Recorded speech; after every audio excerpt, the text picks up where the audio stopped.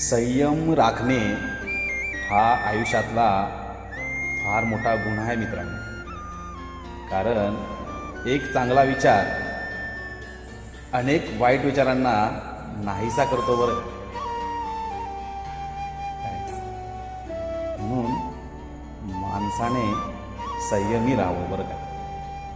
ज्याच्याकडे संयम आहे ना, तो कोणत्याही वाईट वेळेवर असं किंवा कोणत्याही गोष्टीवरती मात करू शकतो बरं.